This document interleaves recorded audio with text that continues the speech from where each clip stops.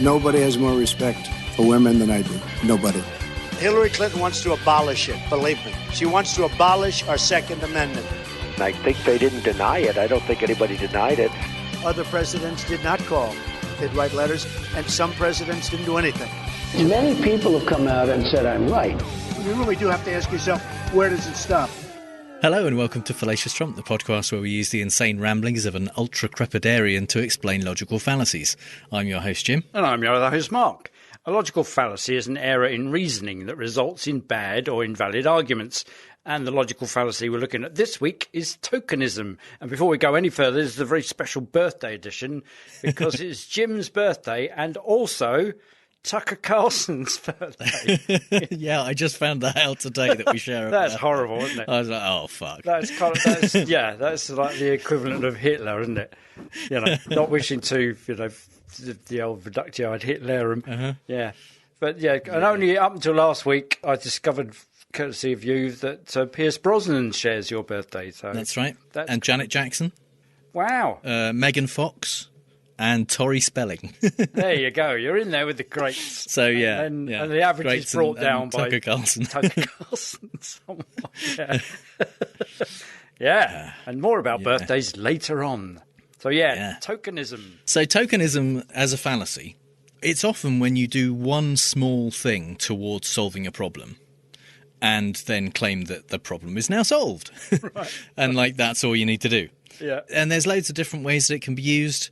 It can be used, for example, suggesting that I don't need to worry too much about climate change because I recycle.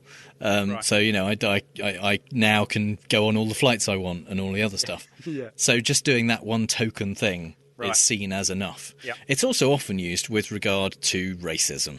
And most of our examples this time come from racism, and really that's because it's depressingly easy to find examples that fall into that category. Yes. Our first Trump example is actually from, I think it's a Facebook post from someone called Painful Truths, and it's the Thomas Paine kind of It's got a picture of Trump in 1986, I think, with Muhammad Ali and Rosa Parks. And it says, "Have you ever been so racist that you won an Ellis Island Award for patriotism, tolerance, brotherhood and diversity alongside Muhammad Ali and Rosa Parks?" Is it in Comic Sans, that typeface as well? It looks like it might be, something like that, yeah. And this is a very common way of defending Trump and other people against racism by saying, well, look, they did a good thing once near a black person. Yes. So they can't possibly be racist. Stood in the same room as. Yeah. Yeah, and this is almost basically, it is. He stood in the same room as these people because he did not win an award for patriotism, tolerance, brotherhood and diversity. He did win an Ellis Island Award in 1986, but it wasn't for those things at all. The Ellis Island Awards are designed to reward basically immigrants and the children or grandchildren of immigrants for good stuff they do.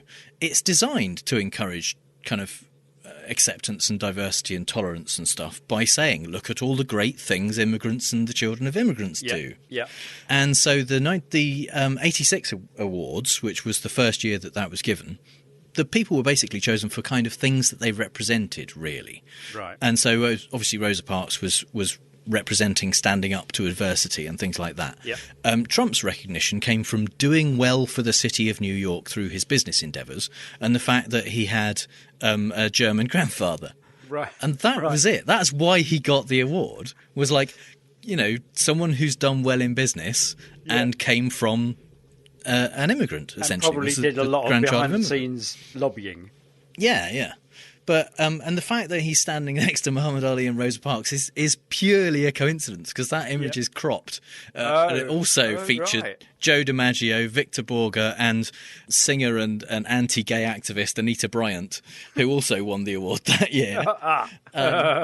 And they were all honoured for different stuff. The medal over the years has changed, and now recipients are chosen more for kind of charity work and contributions to society more than they were at the beginning. But it's all basically about saying, look, immigrants are okay after all.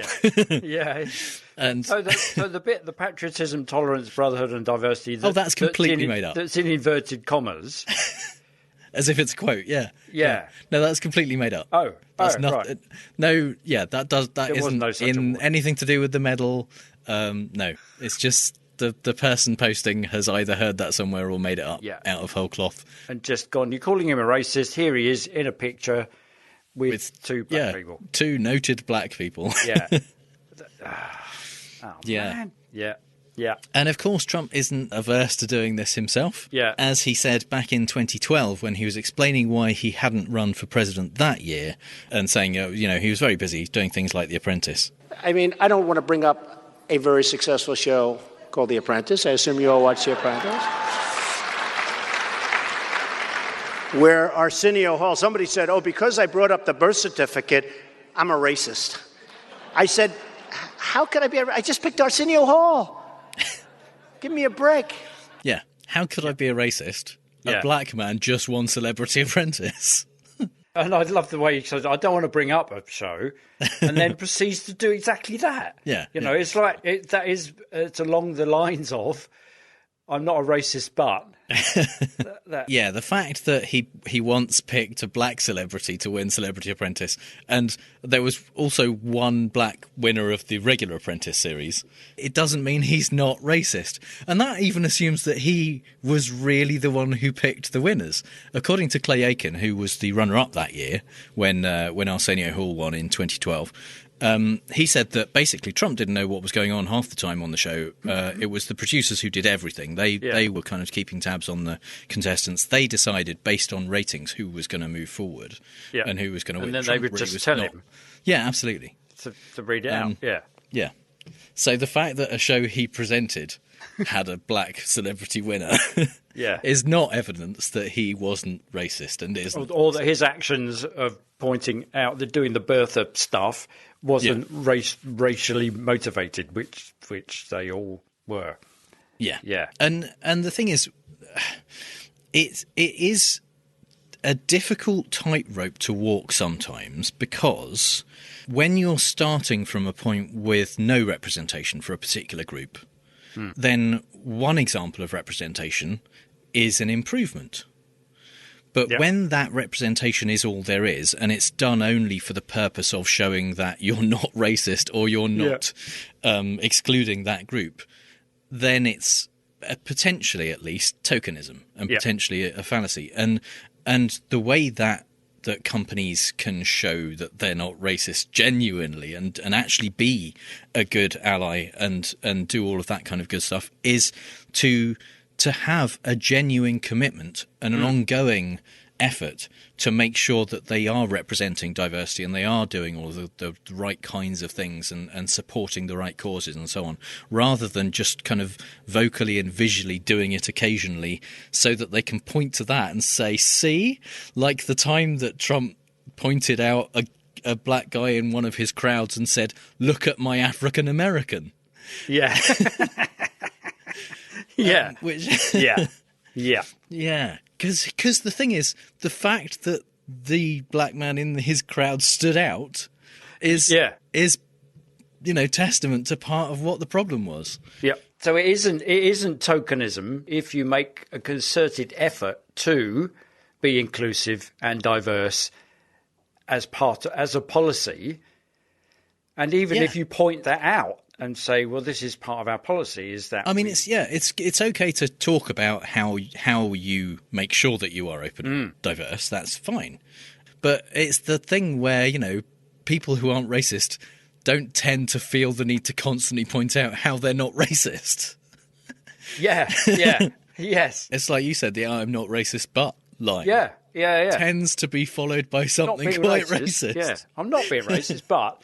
Well, it's actually it made me think of there's a kind of tokenism going on with, Black Lives Matter, and then white people say, well, no, all lives matter. That's something in there. It feels like it comes from the same root. In a way, it's the people who say all lives matter in that context arguably are trying to reduce black people to a token in the whole sphere of lives that matter. Yeah. Because the conversation we're trying to have at that point is about, the whole thing about police brutality and black lives. Yep. So, yeah, by saying, well, yeah, but that's only a part of the whole conversation. yeah, it sidelines it. Yes, exactly. Yeah. It reduces it to well, what you, and also points the finger of, well, you're just being tokenistic.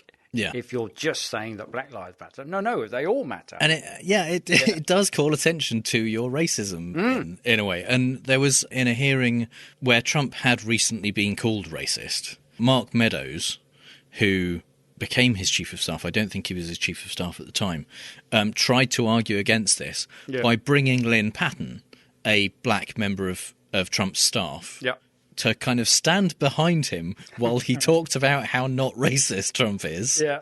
And because of the format of the hearing, she wasn't allowed to talk. It was just that is the rules of the committee. They couldn't kind of bring someone else in to give evidence but she was kind of called in to just stand there while Mark Meadows talked about her and said, she wouldn't work for a racist.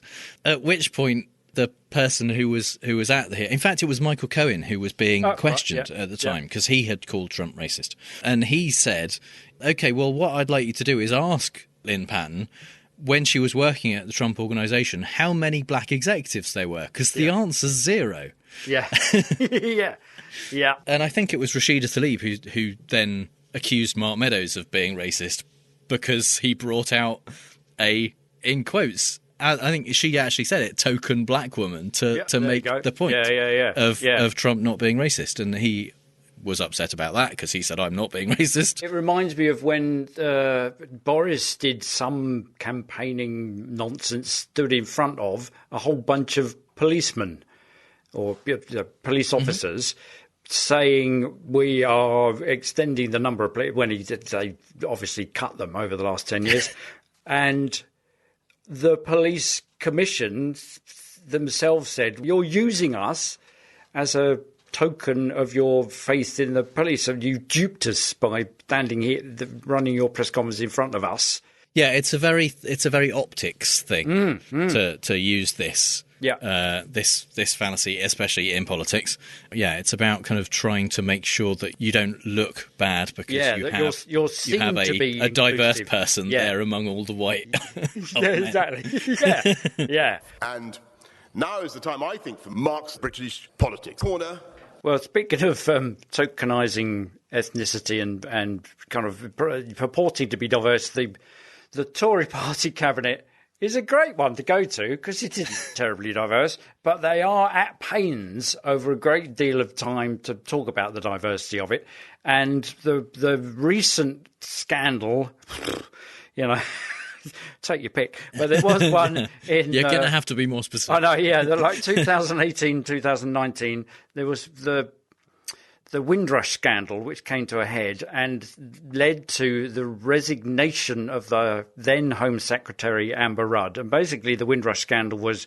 there was an Immigration Act that Theresa May brought in 2014 to ramp up the hostile environment to basically stop immigrants coming into Britain and settling here, coming over here, doing the jobs that we don't want to do, paying their taxes and adding to the diversity of the population. Don't want that.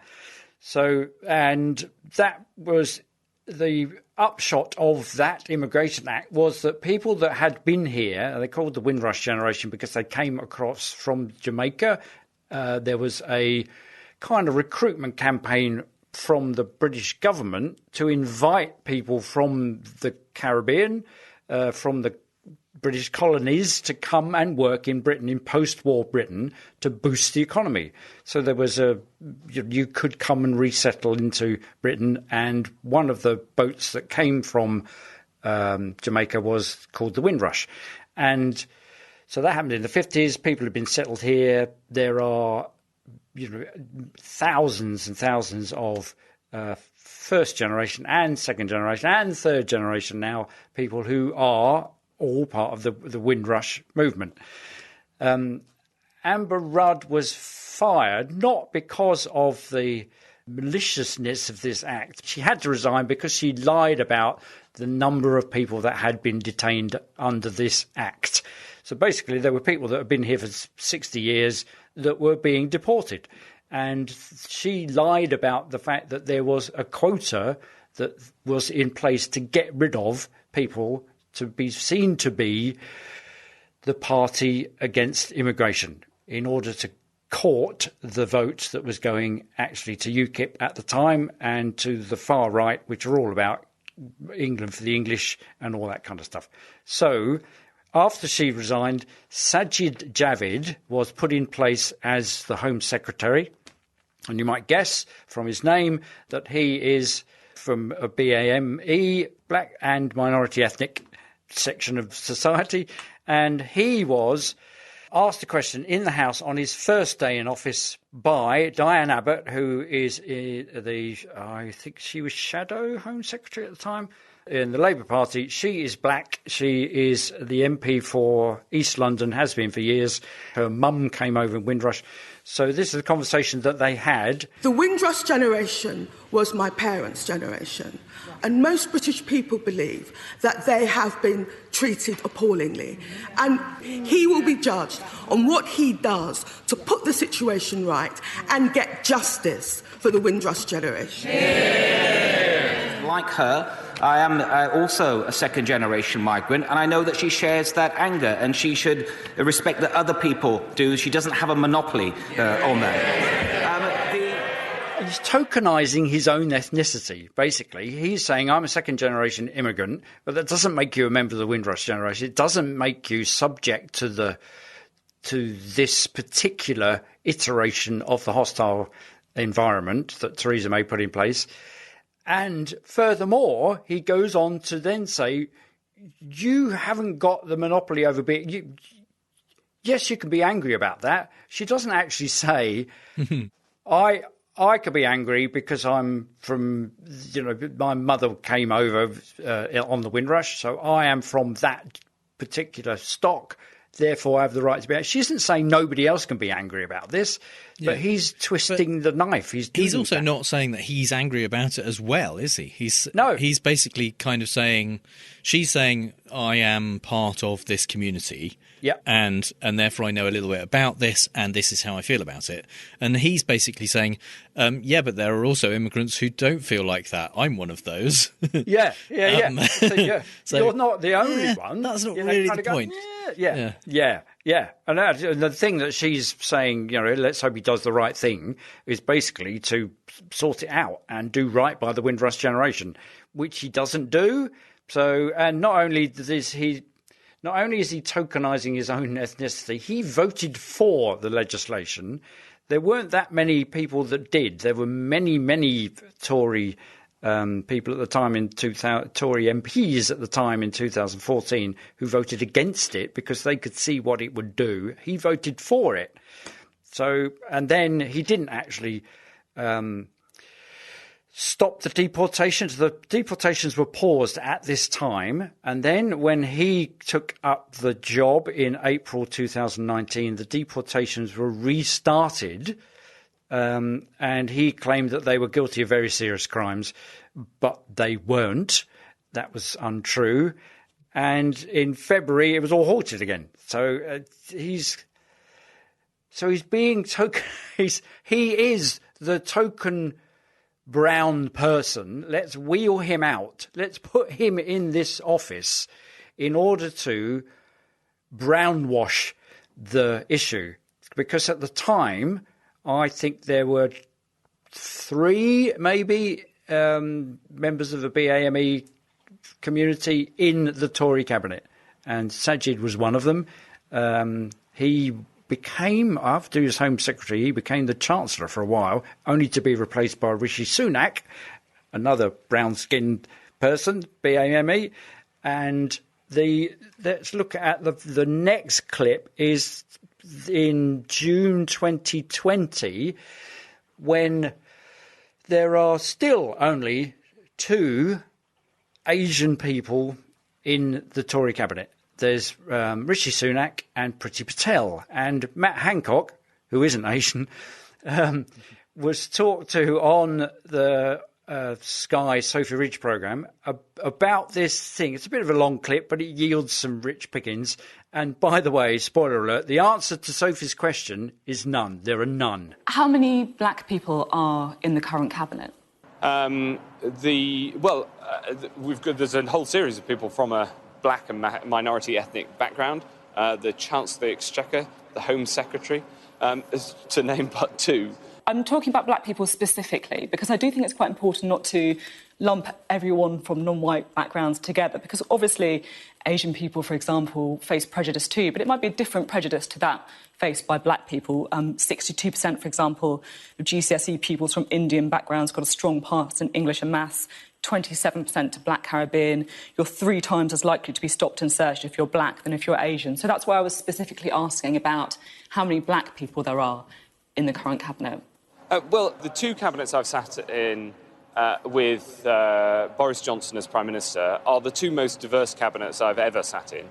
Well, I think that Boris Johnson has got a very good record on this, and it brings people in and listens to a diversity of views. And it's diversity of thought that's the really important thing when you're taking those big decisions around the cabinet table. So, actually, are you saying then that people from black backgrounds shouldn't really worry that there isn't a single person from a black background at the current cabinet table because you have diversity of thought? Yeah, several diverse thoughts in there. This first one, there's a whole series of people. So how many black people in the cabinet? Well, there's a whole series of people from black and ethnic minority community. Well, no, there aren't. A whole series, and then he names the only two. Yeah, to name but 2. Yeah, because there are only 2, and neither of them are black.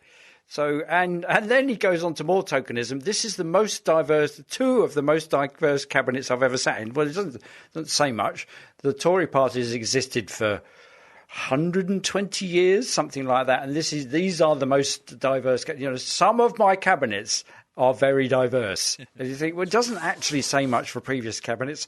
And no, Boris Johnson does not have a good record on this. No. He is the one that talked about... That's such a weird thing to even say. Yeah. It's like... Where on earth? I understand why he felt the need to lie when questioned whether there were any black people working for Boris. But then to go that far and suggest that Boris has a good record on racism... You think that's way out there. Who is he appealing to?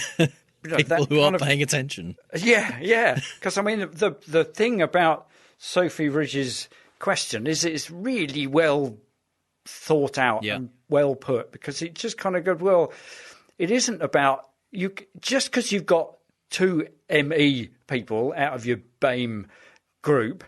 And in fact, the contribution latterly to the problem of institutional racism, which the government report says there is none.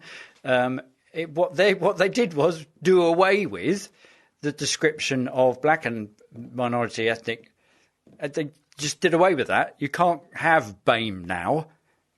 They've done away with it because that's cured the problem. That's the equivalent of that problem with the brakes in the car where the light keeps coming on to indicate the brake. Well, we fixed it. Well, how did you fix it? Well, we just taped over it. So the problem's still there. They've just taken away the label. And also, diversity of thought is not the same.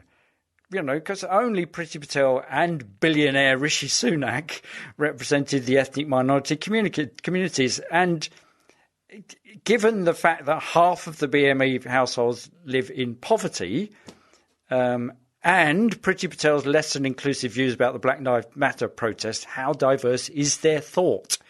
Really, how can white/Asian, Oxbridge-educated millionaires and billionaires share the thoughts of the lived experience of someone with black, African or Caribbean heritage, especially post-Windrush? This is a year after the Windrush scandal. So writing in The Independent at the time, Priyanvada Gopal said, like all buzzwords, diversity has several uses. Deployed thoughtfully, it can transform shamefully homogenous institutions for the better. However, it can be used as a form of nonsensical virtue signalling that changes very little.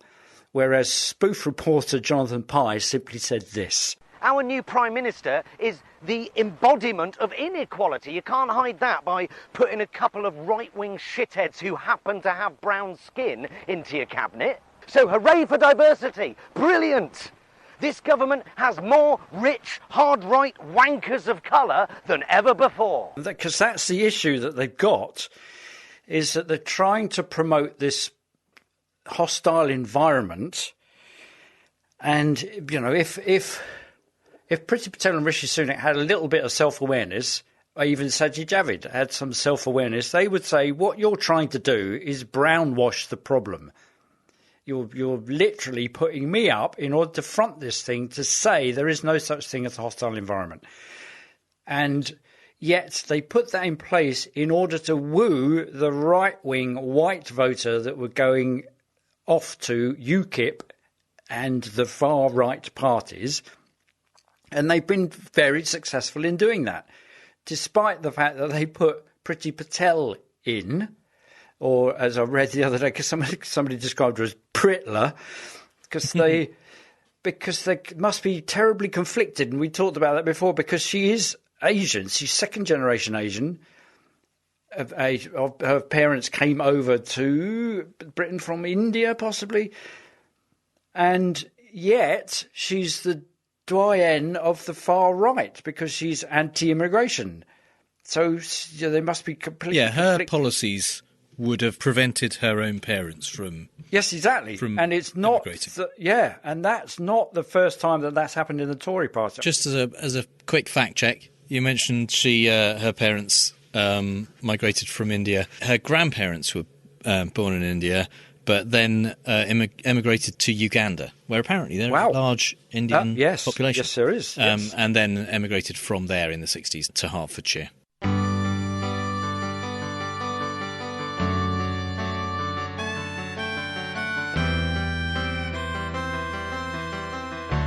What you said is wrong,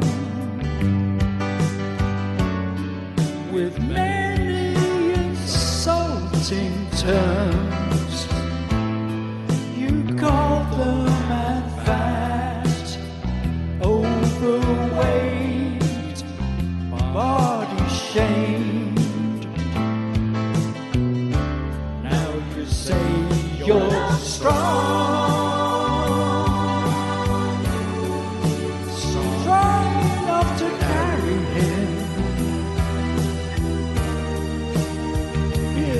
It's a fallacy. It's a wild fallacy.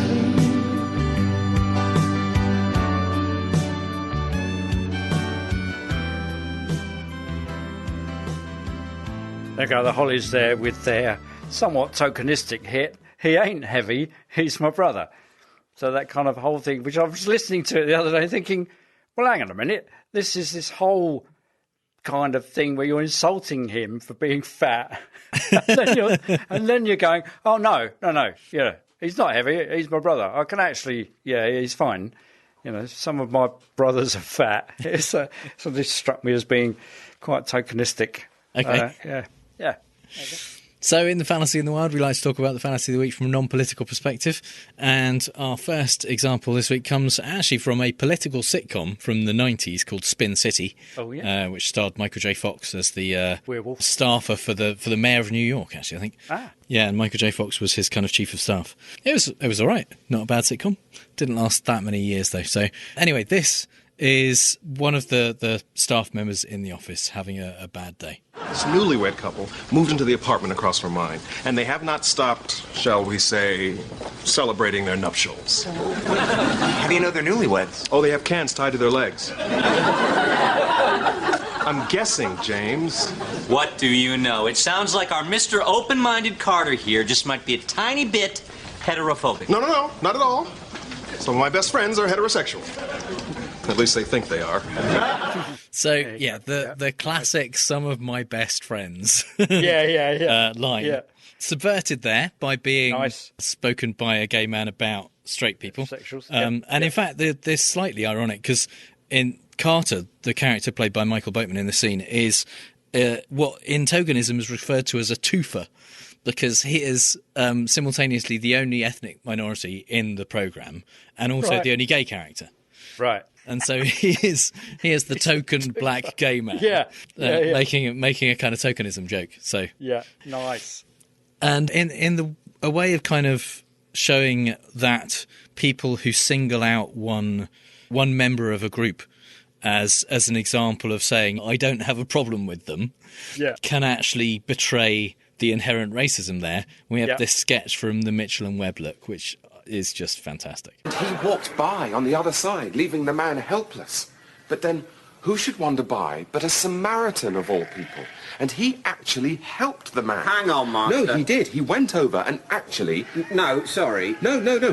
I mean, this is what I'm saying. That a Samaritan, all right, so have a good think about your attitudes, went and helped. Yeah, no, I see. No, stick with it. Because what I'm saying is that he was a good Samaritan. That's good Samaritan, if you can imagine such a thing. Yes, I can. I think we all can. Yeah. I know there's a lot of prejudice against Samaritans, which is terrible. But I'm sure I speak for everyone in this room when I say that there are loads of really nice Samaritans. Yeah, some of my best friends are Samaritans. Yeah, me and the wife went on holiday to Samaria last year, and they were lovely people. Couldn't do enough for you. Yeah. So what I'm finding offensive, and I'm sure I'm not the only one, is your unreflecting acceptance of this cliche that all Samaritans are wankers. No, I'm saying he was good. Yeah, but you're implying that the fact that he was good is worth a story in itself. It's some kind of weird curiosity, like an albino Nubian. No, I'm saying that goodness comes in unexpected places. Yeah, and I'm saying that the fact that you wouldn't expect goodness from a Samaritan betrays your inherent racism. Oh, it's brilliant. Fantastic. So it's really Python-esque. I love it. It's like, yeah. But it hadn't occurred to me until then. You go, oh yeah, and the Good Samaritan. Yeah. So are you implying that all the other Samaritans are wankers? Yeah. Absolutely. And in this, and in the story, in the Bible story, Jesus, by making such a big deal about the fact that there was a good Samaritan, is betraying how he really feels about Samaritans. And that basically is exactly the same as Mark Meadows bringing someone out and saying, look, a black person works for Trump. They wouldn't work for him if he was a racist. Yeah. And I like the fact they managed to get in the two cliches. Yeah, some of our best friends are Samaritans, and we went to Samaria, and they were lovely. Yeah. Incidentally, the wife there who says, couldn't do enough for you. That's Oscar-winning actress Olivia Colman in an early role. She was a regular sketch partner of Mitchell and Webb in that series. Wow! So our third example, and this is the third week in a row, third episode in a row, we've got an example from Superstore. Yeah. This is the last one. So this is my kind of 3 colours of red of the Superstore example trilogy. Right. And honestly, I chose this fallacy before I saw this episode, but this just fitted really well. We are here to right an injustice. Effective immediately, Cloud9 will no longer keep black hair care products in locked cases. Wait, why are those locked up? Can you huff them? Or is it more like a butt thing? Oh, butt thing? No, I think it's because they think black people are going to steal them. Yeah, we have to ask for the keep. It's like a walk of shame every time you need argan oil. Wait, seriously? That was store policy? That you had to humiliate yourself just to get the almond, What was it called? the almond oil. Almond. That's so messed up. Yep. That was pretty cool of corporate to fix it. Oh, yeah. It takes a lot of courage to make a gesture this small this late in the game. Look, the important thing is it ends today. You know, I thought my legacy as acting manager was going to be the new forklift pallet clamp, but turns out it's racial justice. So. It's such a small gesture so late in the game. Yeah. Brilliant. And the thing is, much like Jonah, I was surprised to find that actually this was a genuine policy in, obviously, Cloud9 is a fictional store, but in Walmart and Target, around the time this show was being written, this episode, they were just doing this. They were removing locks that were previously on cabinets of black hair care products, which was not how they treated other hair care products. Yeah. Why would you? You know, it does amuse me when you walk around the supermarket, which are in the little plastic cases with a kind of, alarm setting off tag attached to it, and you think, well, what are they? Why would people steal that, and why is that therefore shoved in a case? You know, I mean, you can understand if the supermarket sold gold on the shelves, you kind of go, you wouldn't want people to just steal that because it's quite expensive. But hair care products, what? Yeah. What?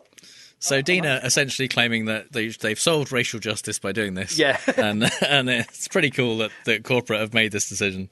Yeah, It's, that's her legacy. Yeah, I thought it was just going to be the forklift power plant. No, this is it. Racial justice. The whole episode, this was the beginning of an episode, and the whole episode then became about, the people trying to help to reduce the level of inherent and kind of societal and systematic racism within at least this branch of the store, and messing up the way they were doing it. And Jonah is, as a character, constantly trying to be an ally and wanting to do the right thing, and always not quite necessarily treading the right line. But always his intentions are good in that way. And I can't help but feel some affinity to him, and notice that we are two middle-aged white cis guys talking in this episode particularly. But we've talked about it in other episodes about Black Lives Matter and about racism and about all of that kind of stuff. So I'd like to apologise now. Because it is, I'm just going to say something quite tokenistic, possibly, but it's an enormous thing for us to overcome our white privilege and to kind of learn about that stuff and do that stuff, and it's not like we're Trump, who would say, look, I'm really trying to do this and I might make some missteps along the way. If only he'd say that. That's kind of sounds a bit more Biden-esque, but he doesn't. He just goes, no, I'm not racist. Some of my photographic sidekicks are, celebrated black people. And it's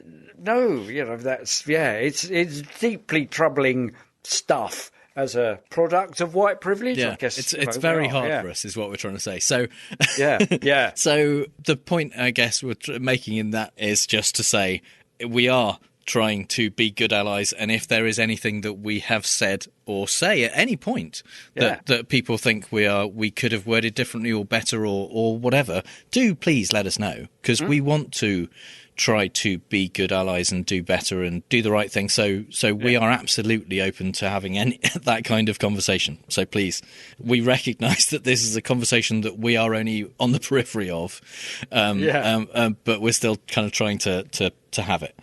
Yeah. Our final example in this section is from the Woody Allen film Sleeper, one of the early funny ones. Speaking of white privilege, and and this is a completely non-racist example. Where am I, anyhow? I mean, what happened to everybody? Where are all my friends? You must understand that everyone you knew in the past has been dead nearly 200 years. But they all ate organic rice. So, in Sleeper, Woody Allen's character, Miles, has been cryogenically frozen, basically, and woken up 200 years later. So, everyone he knows is dead, and the suggestion that they can't be dead after 200 years, they all ate organic rice, kind of is, I'm using it as an example of people claiming they're being healthy or expecting to live a long time or being able to get away with otherwise unhealthy things because they do one thing, because they do organic rice. And Miles in this scene isn't claiming that that's all his friends did, but it's kind of a representation of that. One of the things I did, because he ran a health food store. Yeah. And in the future, they found all of the health food is actually I think this conversation goes on to say, actually, stuff now. Turns out the most healthy thing you could do is smoke. It's the best thing for your body. Before we move on to fake news this week, we have to talk about our competition that we were running, which started out as a T-shirt thing and then turned into a review thing. And so thanks for all the reviews, of which there have been several, and they've been very complimentary. Thank you very much. And the winner, who will receive a load of Fallacious Trump merch, is Miles Robinson. Yay, Miles, who is a long-time patron, dedicated Twitter follower and regular listener, and he left us a very nice review. And so I'll be getting in touch with you, Miles, to find out your contact details so that we can send you some stuff. Yay! And even though the competition is over, please do feel free to just leave us reviews anyway. Just for fun. We're not going to bribe you for it. I mean, we have, obviously, Miles. But just do it. Out of the goodness of your heart. Yeah. And as Mark alluded to earlier, it is a special birthday episode because this month is Fallacious Trump's 3rd birthday. Yay! We're 3! So I think when we started this, neither of us really had much of a sense of what it was going to turn into. No. But this is it. This is what it's turned into over 3 years. Yeah. So, I just wanted to say thank you, really. I want to say thank you to Mark, because doing this is good. And I would say that I couldn't do without you, but we proved that I could do it without you. But it wasn't as fun. That's the emphasis fallacy, isn't it? Yeah, I really couldn't do with this without you. Yeah. No, I really couldn't. But I also want to say thanks to all of the guests that we've had on, either people who were filling in for Mark or people who we've interviewed, and guests that we are still trying to get on and are determined to talk to. But most of all, thank you to you guys, the listeners. We are on track next month to hit our 150,000th download, which is just ridiculous. Wow. And it's been a bright spot for me in the last 3 years. It's been the last 3 years has been a difficult time personally for me, both in my personal life and my career. It's been challenging, but having this to focus on has kind of kept me relatively sane. And I emphasise relatively. So thank you very much for that. And no, it's been terrific fun, hasn't it? Yeah. And it's like literally birthday and Christmas all rolled into one. It's kind of that. It gives us an excuse to talk rubbish and go off on tangents. And the fact that people have been downloading it for 3 years is just what? Yeah. When Jim came up with it, we'll do that. That'd be good. I'd get to chat with you about this every week or every other week for 3 years. With no thought that people would kind of tune in and, like Miles, write complimentary stuff about it. It's just terrific. Yeah. So, as with all birthdays, there are presents involved, so we're going to give you presents. We are. In fact, we are getting a little bit of a present, because we're getting an extra week off. Oh, yeah, there is that. Yeah. So we, instead of back in 2 weeks, we'll be back in 3 weeks' time. But in that time, you will be getting the first 2 episodes of our patron-only, up to now, at least, series, which is a book club about the Great Awakening, which is designed to introduce QAnon to people and explain how. Yeah, we're only giving you 2 episodes because otherwise, you don't want to go crazy. Wherever hole, all that. Yeah. But we debunk some of their bullshit, which is fun. All of it, I think. Yeah, quite a lot of it. Yeah. And it's the same bullshit over and over again. Yeah. And also, you will be getting the audio of the Skeptics in the Pub talk that I gave a couple of months ago, which is about my work as a film examiner for the British Board of Film Classification. So you can find out what goes on behind the scenes there and what it was like to do that job, and there's a Q&A and that kind of stuff. And kind of why Jim is the way that he is. Yeah, it explains a lot. Yeah. So during our very brief hiatus, you will be getting actually extra stuff in your feed. There you go. Look at that. And there'll be the usual new Q episode for patrons as well. So nobody's missing out. So we're gonna play fake news, folks. I love the game. It's a great game. I understand the game as well as anybody. Yes, it's time for Fake News, the game where I read out 3 Trump quotes, 2 of which are real and 1 I made up, and Mark has to figure out which one is fake news. Yeah, you see, 'cause some of my best friends are successful winners, if you will. So, that's all I need to say in this particular tokenistic episode. That's it. That we needn't play, because we could just accept the fact that I'm going to be a successful winner in this round purely based on the fact that some of my friends are successful. But I have come up with some things, so we should do it anyway. Okay, so we're going to do it anyway. Yeah. So the theme. Prove me wrong. Yeah. The theme this week is things that happen in 3 years. Oh, right. Or over the course of 3 years. Okay, yeah. Statement number 1. Yeah. Our nation is in the midst of a great American comeback. That's what it is. In just over 3 years, we've created 7 million brand new jobs, something that would have been unthinkable to even say. I wouldn't have been able to get away with it. They would have stopped me. They would have said, that's not realistic, you're exaggerating. I would never have said 7 million, because even I didn't think we could reach that number. 7 million new jobs. He so would have said 7 million, for one. A, for one. And B, he hasn't. So there were not, that's like, 10,000 new nurses. No. Yeah. Statement number 2. I brought our soldiers home from wars we never should have been in. Never should have been there. the Middle East. They're coming home missing their arms, their legs, their faces. A lot of people don't think they should be coming home. A lot do, but many don't. But I think most people certainly do.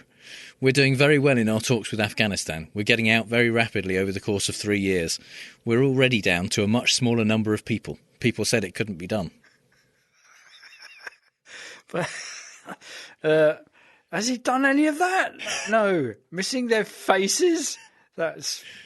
What? Well, how does he know that they're our soldiers? If they're missing their faces, how do they identify them? They don't think a lot do, but many don't. That's, yeah. See, Statement number 3. I'm quite convinced by that one already. Okay, yeah. The radical Democrats will implement nationwide catch and release. Do you know what that is? You catch a killer, you catch a rapist, and you say, "Oh, thank you very much. Please give us your name. Oh, come back in 3 years. We're going to put you on trial." Oh, good. You never see them, by the way. Remember I had that debate with Joe Biden? He said, "Oh, they come back. Yeah, they don't come back. They don't come back. No, they don't come back. Like never. Maybe 1%, but I doubt it." Maybe a number I just made up, which will just show how pitiful it is. Okay, yeah, I'm quite convinced by that one as well, which sounds alarm bells. Okay, right. Well, this. So I just want to hear him say missing their arms, legs, and faces. Okay. Catch and release sounds familiar. Sounds, which it's also a trap. Oh God. Okay, right. So I'm going to fall into both traps and say that. Okay, number 1 is the one you made up. Okay. The 7 million new jobs. Yeah. So out of the other two, which are you more convinced by? I'm not by either of them now. Okay, I think the missing their arms and faces, number 2. Okay. I'm more convinced by. That's just, I just want to hear him say. Number 2 This is why I keep losing. is yeah. Fake news. Oh, nice. Good work. Yeah, I'm afraid he did, to be fair, he did say that people are coming home missing their arms, legs and faces. Just not in this context. Oh, okay. And that is so good. It kind of goes, yeah, they do. They say they shouldn't, but they do, but they don't, but they do, but they don't. Which, yeah, brilliant. Which is like every Nirvana song. Da-da-da, da-da-da, da-da-da, da-da-da. Yeah. Oh, very good. Yeah. Oh, God. So the other ones are true. That means the other ones are true. So, the one you thought was true, which is number 3, that is true. The radical Democrats will implement nationwide catch and release. You know what that is? You catch a killer, you catch a rapist, and you say, "Oh, thank you very much. Please give us your name. Oh, come back in 3 years. We're going to put you on trial." Oh, good. You never see them, by the way. Remember, I had that debate with Joe Biden. He said, "No, they come back." Yeah, they don't come back. They don't come back. No, they don't come back. Like never. Maybe 1%, but I doubt it. You know that thing with our theory that the right wing don't do humour? So there are very few right wing comics, except maybe Jeremy Clarkson. But so he is a right wing comic. And which isn't funny. He thinks he's funny. Yeah. Other people take him very seriously, but he thinks he's funny because being a right-wing comic, you don't know that your audience don't think you're funny. They think you're serious. Either that or he does know that. No, I think the GOP knows that, so they put a comic who's convinced that they love him because he's funny up there, say funny things, and they know that the audience will take it seriously. So he can make shit up and they will just go, "Oh, right, yeah." And it's because it's just horrible shtick when it's based in complete falsehood. Yeah. Yeah, basically he is Michael from The Office and his supporters are Dwight. Yes, exactly that. Yeah. Yes. What a horrible thought. God. So, I mean, obviously, it almost goes without saying, but this is bullshit. Yeah. No one has suggested implementing nationwide catch and release. No. That's nonsense. And catch and release Democrats. isn't you catch a killer, you catch a rapist, and you say, come back in 3 years, we'll put you on trial, and hope they come back. What it is some people who enter the country illegally are not immediately repatriated, and they aren't imprisoned while awaiting their immigration trial. So they are released into the country, but they're not they're not murderers and rapists. They are people whose only crime is crossing the border illegally. And even many of those are immediately repatriated. Trump's Department of Homeland Security's own figures say that of people with criminal records, 97% were immediately repatriated. Wow. They are not released into the US with the hope that they'll come back when they're given a court date. In 3 years' time, yeah. In 2014, the DHS repatriated 65% total of illegal aliens, as they call them, with the majority, 80% of those occurring as expedited removals within a few days of the people entering the country. Yeah. So this just isn't true. Yeah. And of those who are released into the US, the DHS's figures are that at least 50% of them show up at their hearings. Oh, wow. Even his falsehood contrasts vividly with Priti Patel's Homeland Security equivalent, because I was only reading today that there was somebody who was detained under the hostile environment legislation, which kind of never really called that. That was kind of unofficially it.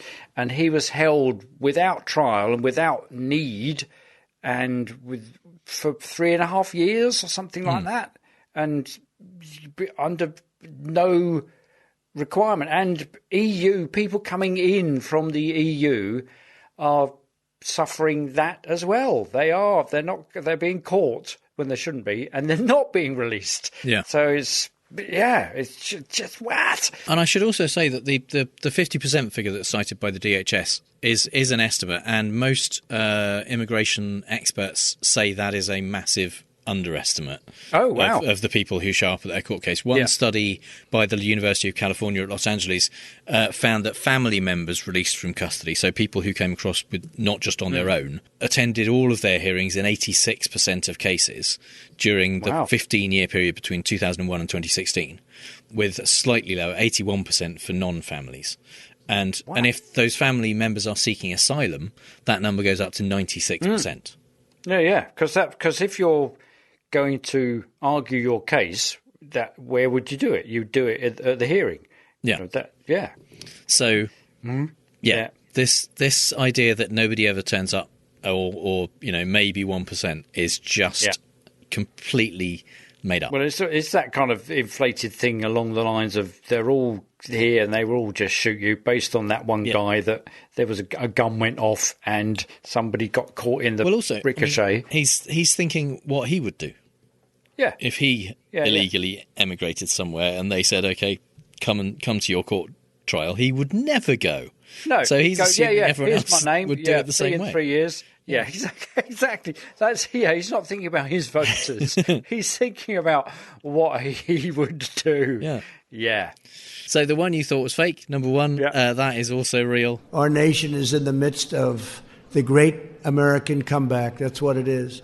In just over 3 years, we've created 7 million brand new jobs, something that would have been unthinkable to even say. I wouldn't have been able to get away with it. They would have stopped me. They would have said, that's not realistic. You're exaggerating. I would have never said 7 million because even I didn't think we could reach that number. 7 million new jobs. So he's saying something that was unthinkable. I wouldn't have been able to get away with saying it, despite the fact I wouldn't have even thought to have said it. Yeah.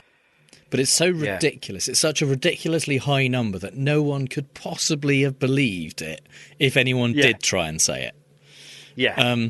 So first of all, he did. Is it true? Well, in the first 3 years, there were 6.7 million new jobs created. Oh, okay. Which is good, but certainly not unprecedented, because that was the tail end, pre-COVID, of a record 111-month increase in the labour market. Wow. And so in the 36 months before Trump took office, in Obama's last 3 years, the US economy added more than 8 million jobs. So adding exactly. 7 million in his first 3 years is unsurprising, not that big a deal. Exactly what you would have expected from looking at the graph and assuming he didn't fuck up enormously. Yeah, and nothing to do with him. Yeah, absolutely. Yeah, and it's not in the midst of. This is towards the end of something that's been happening for 10 years. Yeah, it's very much gone in the other direction now. Yes, not least because of COVID, but also because of his response to COVID. lack of intervention. Yeah. Shall we charitably say? Yeah, being very kind. because he did fuck all about it. Yeah. Actively scaremongering and peddling miracle cures. That lack of intervention. That lack of, all of which means I didn't win again. Yeah. This time. Sadly, that's right. So your score now is down to 30 out of 65, which is 46%. Even worse. So, yeah. All right. Well, it is getting worse, obviously, because you've lost the last couple. That's how that works. Yes. But all right. Okay. Yeah. Despite the fact that some of our best friends are winners. Yeah. But, I can't recall any of their names now. But, that was if you win, then it'll go up.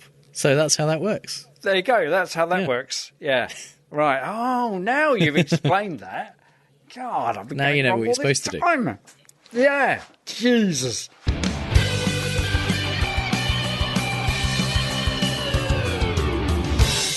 Yes, it's time for the part of the show that this week, at least, is called UK Voter ID is Not a Logical Fallacy. And this is based on a tweet that we were sent by a listener called Jarrell Anthony. It's been a week of riches, isn't it? People doing reviews, people interacting with us and going, I think you should do something about this. Yeah, so you can find this listener and follow him on Twitter at CallMeJazzman.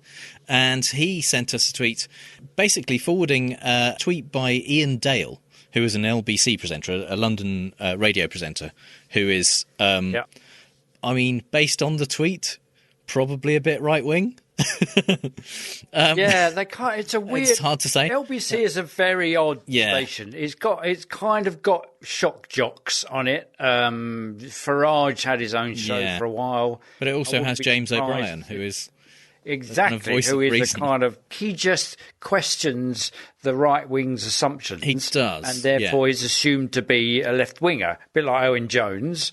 Kind of does that, though he's a Labour supporter, but he's generally questioning the assumptions that are behind. So James O'Brien, the assumptions behind people's decision to vote to leave the EU or not vote in the local elections and all those kind of things. So that is in LBC. But on the other hand, there are people who are way over on the right who still have airtime. What? So I imagine if you're an LBC listener, and I have to say I used to be in my kind of teens and 20s, I used to listen to LBC. But it must be that you only listen at certain times, because you're definitely going to get very different views from from what you expect. Exactly, So it's a bit like one of those Flickr books. Did you ever have one of those? If you put your thumb on a certain part of the page and flicked it, you get one set of things. Animation. And then if you flick it the other way. So Ian Dale's tweet. This is about voter ID in the UK, because we had the Queen's speech this last week, and because we are a monarchistic representative democracy, the Queen gets to tell us what the people we've elected to make up rules for us have decided. Two of those terms are probably true. And one of the things she told us the politicians have decided they're going to do is something I think she also mentioned in 2019, which is to introduce photo ID for general elections. In order to stamp out voter fraud. All 3, 4 or 5. Rife. If you look at just the 3 cases. And much like the US, people have said, I think that's a bad idea for various reasons, many of which have to do with the fact that the generally older or poorer you are, the less likely you are to have photo ID that you have readily available and can use to vote. Or the people that would vote against, say, a right-wing,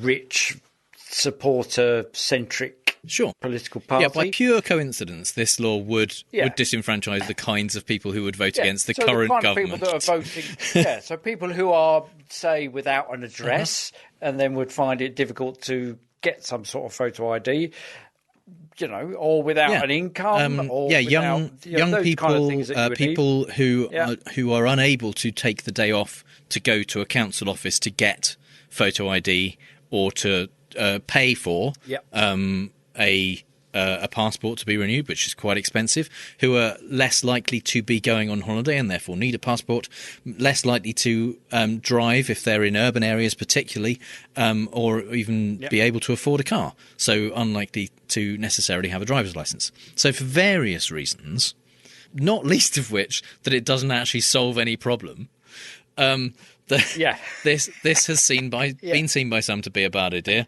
And Ian Dale's tweet was this, and it's based in part on the fact that we've just had some local council elections in this country.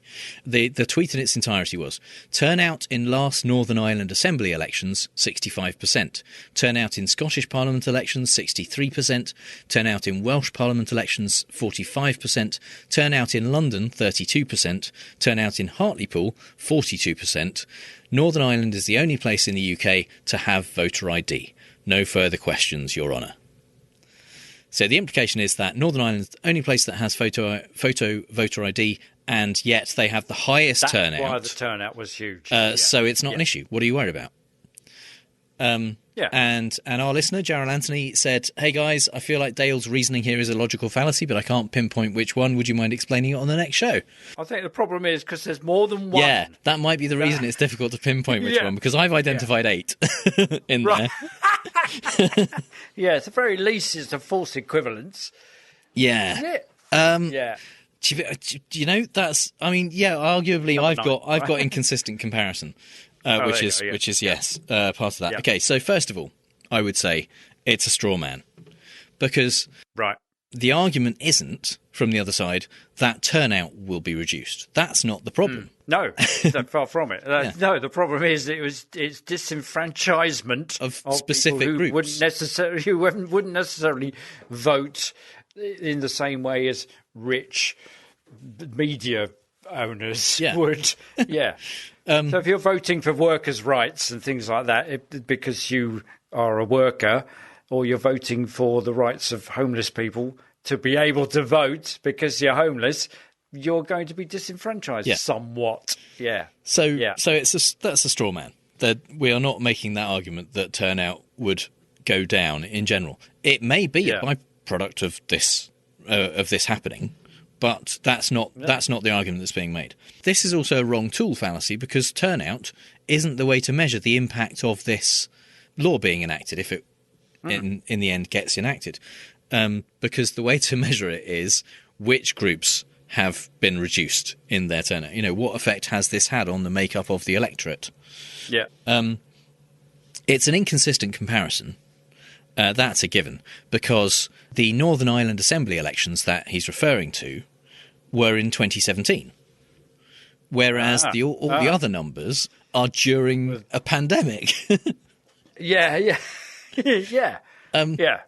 It's also, he's looking at local elections, whereas at Northern Ireland Assembly, the parliaments of Northern Ireland, Scotland and Wales have been devolved from the UK Parliament. So they each have their own body who kind of makes laws and rules for that part of the UK.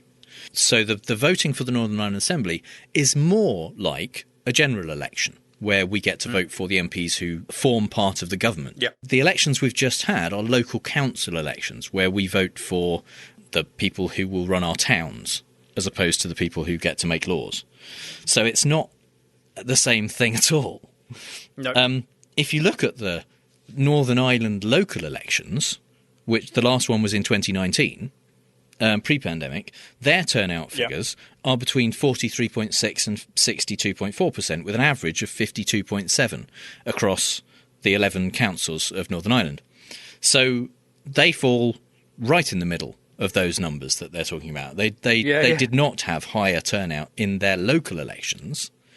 They had a high turnout in their the parliamentary election. Yeah, choosing who was going to lead the country, essentially. Well, and similarly, so he's kind of lumped together Northern Ireland, Scottish Parliament and Welsh Parliament. Yeah. Are the national elections, and then to go down to turnout in London was 32%.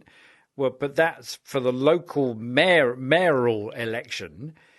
If he'd have gone turnout in Liverpool, that was a lot higher than 32%. Yeah, he's chosen were desperate not to get a Tory in. Yeah, he's chosen a mayoral election and a by-election in Hartlepool.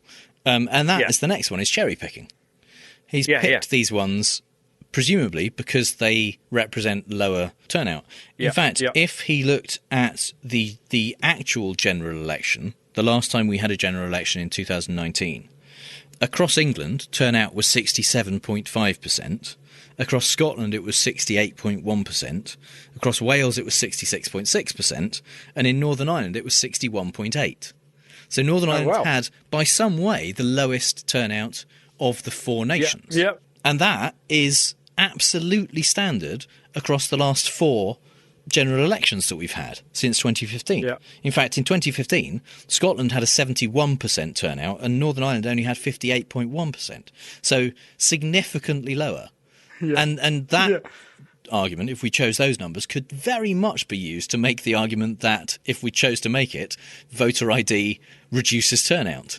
Yes, exactly. If you choose to make that, but of course he doesn't choose to make that. Yeah. And the fact that he's using that sentence, no further questions, is the kind of opposite of do your own research, isn't it? Absolutely. No further questions, Your Honour, is a thought-terminating cliche.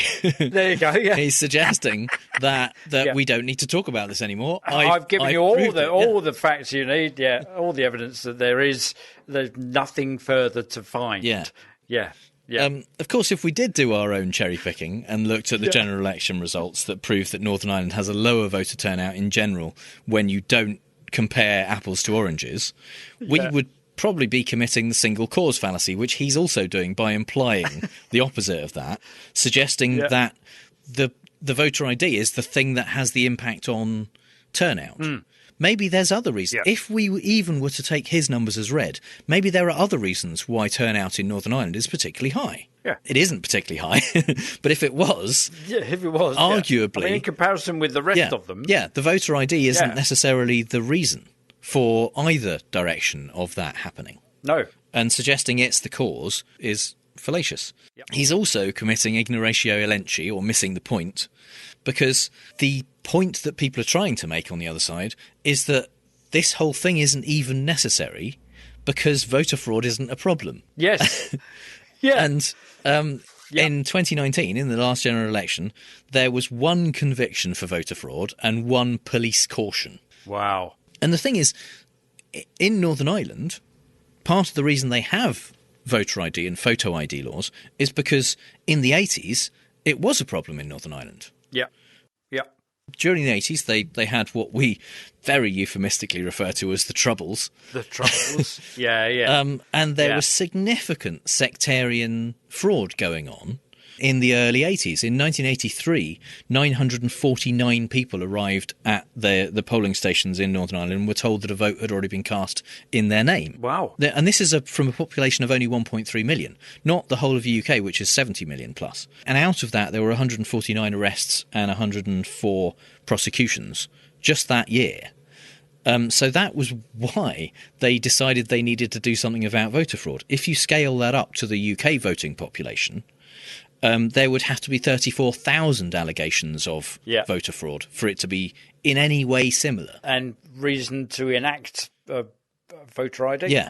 Which coincidentally is almost exactly 1,000 times higher than the actual level of allegations of voter fraud there were in 2019 in the UK. Yeah. In fact, between 2015 and 2019, in the four last general elections, out of 164 million votes cast during those four elections in the UK, there were only 96 allegations of voter fraud.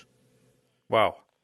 And they were just... did they prove to be correct allegations? There was, I think, a total of four either cautions or convictions. There was a caution and a conviction in 2019. There was a conviction in 2017. And I think there was one other caution in 2015. But so that comparing with Trump's allegations during the election that he won, that's lower than that. It's almost non-existent. Yeah. And certainly does not need to disenfranchise potentially 3.5 million voters. Left-wing voters. Yeah. So, because you can bet that it's not going to disenfranchise the people that would vote for the current sitting government. So the final fallacy that this commits, I think, is lying with statistics. Because it is a lie, because a lot of these figures aren't true. Oh, right.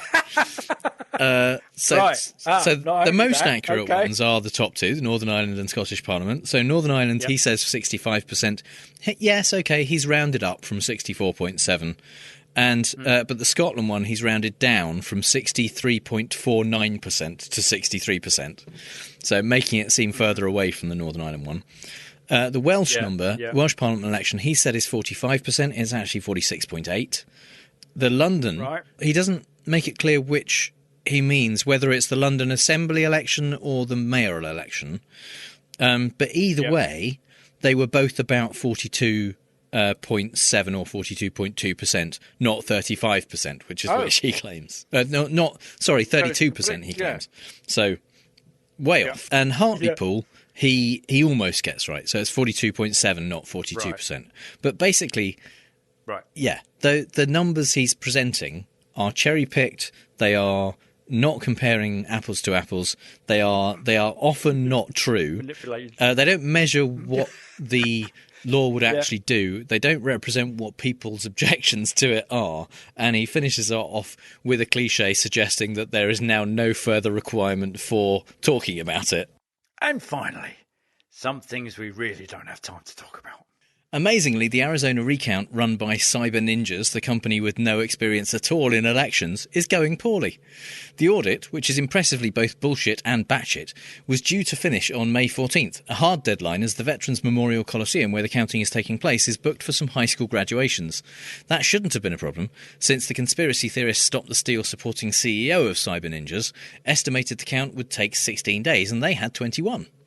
Unfortunately, with 2 days to go, only 17% of the 2.1 million votes had been counted.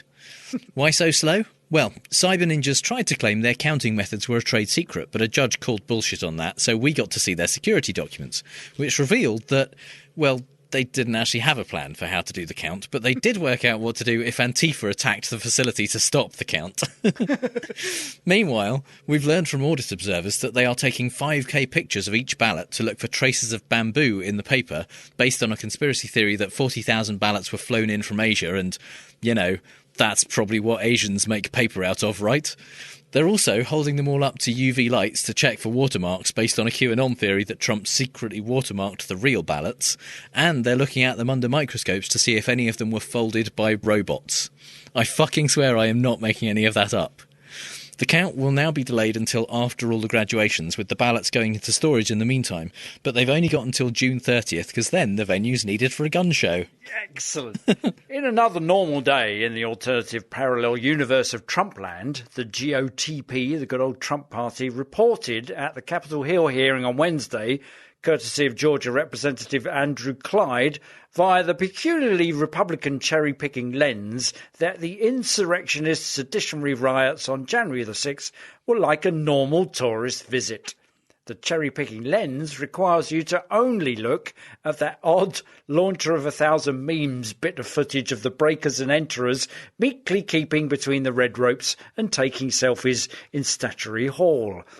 Sure, let's turn a blind eye to the smashing of the windows, the 5 people dead, the hangman's nooses, the zip-tie handcuffs for hostages, the utter trashing of Pelosi's office, and guns and tear gas and chants giving a clear intention of actual bodily harm. All I can say is I'm never going to accept an invitation from the Clydes to go with them to visit any tourist destination. Can you imagine the lawsuit for damages to Mickey's cheery demeanour that Disneyland would file?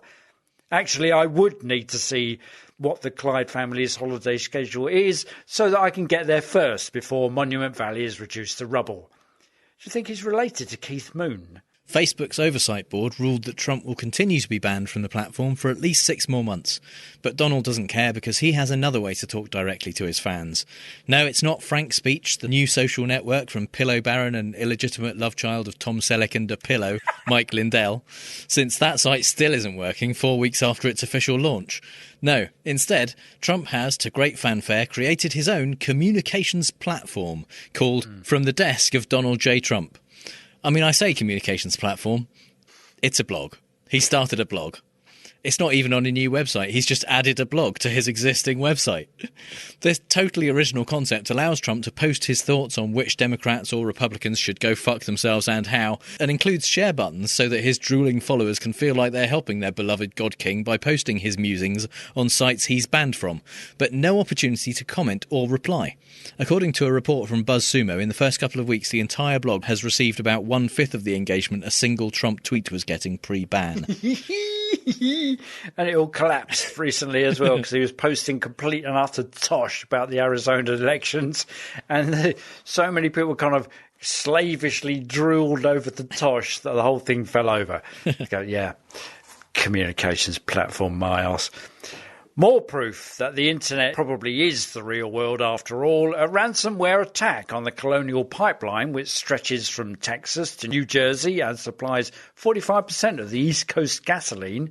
Who knew that was part of the Internet of Things?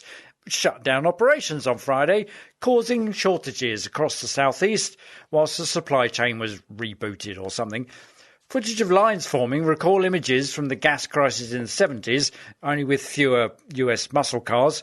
It's not really a problem, till, of course, people. Fed up with nothing to hoard now that COVID and toilet paper are no longer conjoined, people are filling everything that will hold liquid and stacking it in their SUVs. Yep, none too safe, given the definite possibility of impactful road rage if a bumper kiss in line causing spitting and tussling and arrest for assault is anything to go by.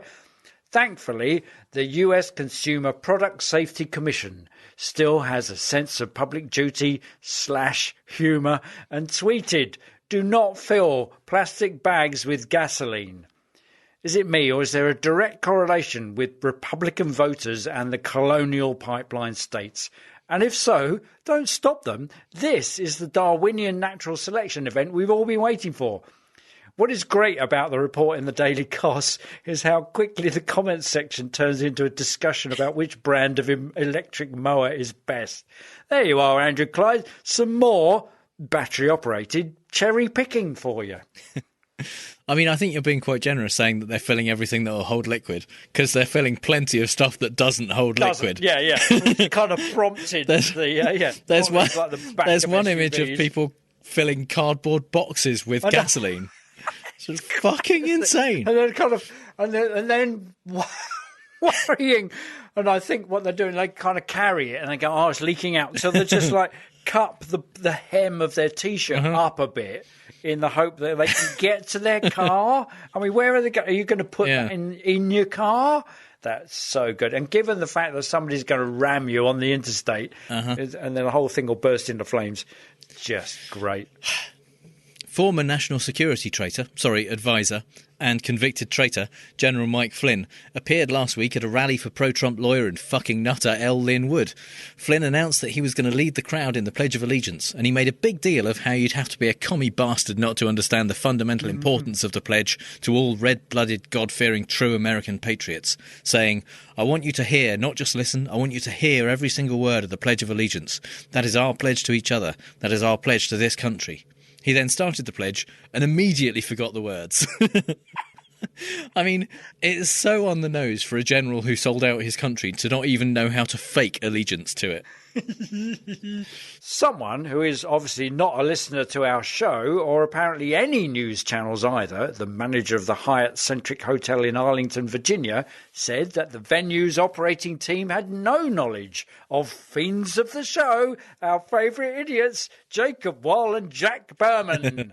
And their extensive past history of scams and schemes was a bit odd, given that Berkman does this kind of thing outside his house, down the road from the hotel, much to the chagrin of his neighbours. Apparently, the moronic duo had told hotel staff they planned to hold a book signing, not a press conference. I'm upset they lied to me, said the manager. Yeah, hello, join the club. The hotel unwittingly hosted a presser where the clueless couple launched meritless allegations against Rudy Giuliani and Matt Gaetz. That in itself is fairly unique, I'd have thought. Meritless allegations against those two? On reading this entire report, I felt my mind go through some sort of Moebius loop. What? No longer satisfied with having no one listen to their utter bollocks about left-leaning politicos as attempting to besmirch the good name of Donald J. Trump, they're going so far out, they're after fellow nutjobs Rudy and Gaetz. This is a sad day. It's not the kind of thing we like to do, Berkman said in his opening remarks. What? What? Like a circle in a spiral, like a wheel within a wheel, never ending or beginning on an ever-spinning reel, as the images unwind like the circles that you find in the windmills of your mind.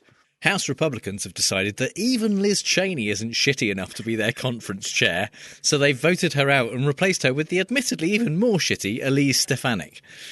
According to House Minority Leader Kevin McCarthy, the problem they had with Cheney was that she was too intent on relitigating the past and should move on and focus on the next election. You know, like Trump, whose new communications platform is about 80% rants about how the 2020 election was stolen from him, or the Arizona Republican Party, who are spending hundreds of thousands of taxpayer dollars re-auditing a settled election. The truth is, Liz has decided to stop lying for Trump, but in today's Republican Party, lies are all they have. All they have. That and cherry-picking lenses.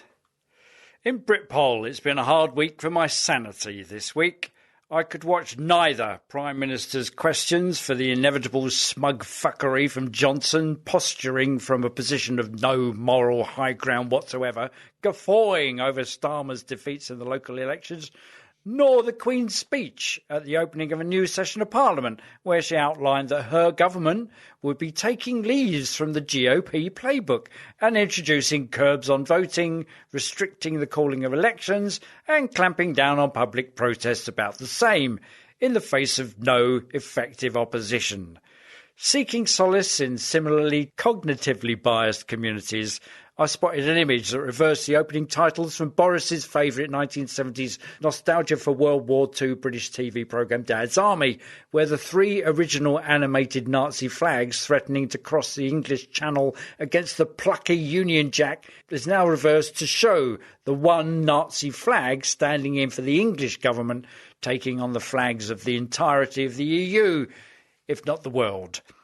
I say England because following wins by the left wing and their own non-Westminster-based parties, Wales, Scotland and even Northern Ireland are kind of ghosting Boris's Tinder advances, saying, it's not you, it's me, and hey, let's just not hang out any longer, and no, we can't still be friends. Vive la différence! So that's all the bad arguments of faulty reasoning we have time for this week. You'll find the show notes at fallaciousTrump.com, and if you hear Trump say something stupid and want to ask if it's a fallacy, our contact details are on the contact page. If you think we've used fallacy ourselves, let us know. And if you've had a good time, please give us a review on Apple Podcasts, Stitcher, or wherever you get your podcasts. And you can support the show at patreon.com/ftrump, just like our Strawman level patrons Kaz Tui, Steve Bickle, Schmutz, Mark Reike and Amber R. Buchanan. Thanks so much, everyone. We really do appreciate your support. You can connect with those awesome people as well as us and other listeners in the Facebook group at facebook.com/groups/FallaciousTrump. All music is by The Outburst and was used with permission. So until next time on Fallacious Trump, we'll leave the last word to the Donald. That's right. Go home to mommy. Bye. Bye. Amazingly, the Arizona recunt. Wait. Oh dear, that's going in the bloopers. Okay. All music is by The Outbursts. All music is by The Outbursts and was used by... All music is by The Outbursts and was used for mission... Fuck it, hell.